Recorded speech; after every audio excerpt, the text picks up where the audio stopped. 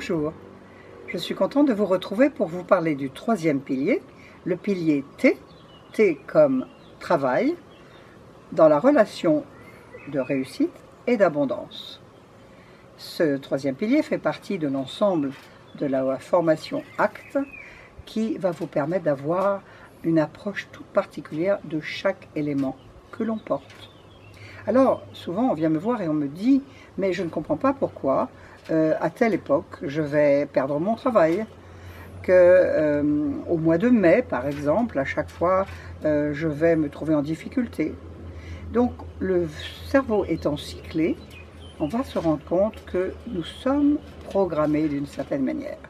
Alors, programmés par nos histoires personnelles, certes, mais aussi programmés par la croyance et ce qui a été transmis dans la famille par rapport à la réussite.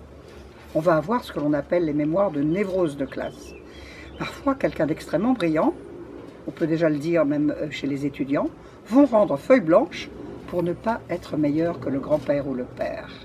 On va lever ces interdits. Ou bien, on va aussi regarder qu'est-ce qui a été transmis dans les croyances par rapport à l'argent. Est-ce que l'argent est sale? Est-ce que si on est quelqu'un qui réussit, on a forcément écrasé les autres?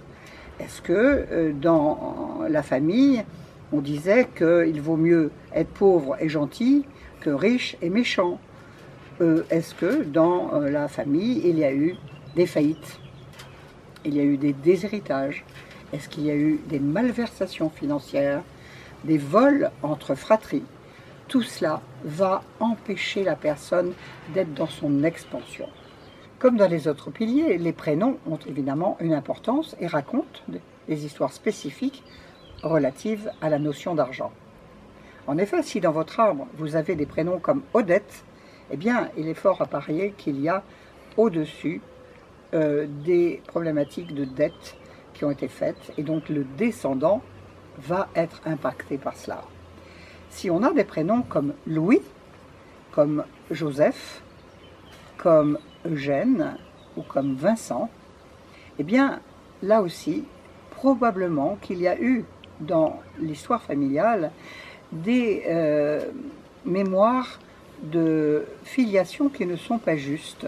Et je rappelle que les filiations, c'est aussi ce qu'on appelle les liquides, puisque le sang, la transmission se fait par le sang, et pour l'argent, les liquides sont aussi une notion reliée à l'argent, les liquidités. Donc lorsque on va avoir ces prénoms, eh bien, on pourra se rendre compte que, en apaisant les mémoires des aïeux qui n'ont pas transmis ni leur nom, ni leur patrimoine, eh bien, les enfants, les petits-enfants, pourront alors accéder à la réussite, être couronnés de succès. Quand je dis bien couronnés, parce qu'on parle souvent de royauté, avec des statuts sociaux qui sont tombés, et donc c'est retrouver ces quartiers de noblesse, redorer son blason, et être dans la réussite. Alors, si vous le souhaitez, si vous avez envie de faire ce petit voyage, eh bien, je vous accompagnerai dans cette formation. Merci, à bientôt.